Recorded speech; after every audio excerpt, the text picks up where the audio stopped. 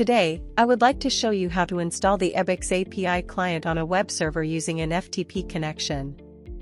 For this purpose, I have prepared an empty web server. Right now, on the web server, there is a single index file. Pay attention that the index file is located in the public folder. This is a requirement for correct installation. Upload the installer to the public folder. You can download the installer using the link in the video description. Then upload the build to the project's root folder. After uploading, you should see the following file structure. Next, open the installer in your web browser.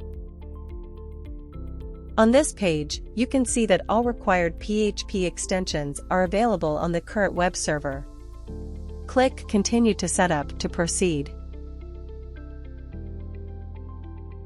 At this step, you'll need to fill out the database form.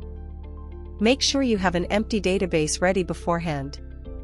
Click Install EBICS Server to start the installation.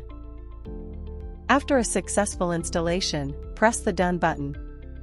We should delete the installer file after installation, for security reasons. Now we can see the application has been successfully installed. Let's also take a look at how the deployed application looks on the web server. I'd also like to show you how to update the application to the newest build. To update the application, upload the new build to the web server's root folder. Make sure the installer is still uploaded, then navigate to the installer page in your browser. You should see an Update EBICS Server button, click it. This will start the update process, and once it finishes, press Done. Now we can see the application has been successfully updated. Finally, delete the installer from the web server.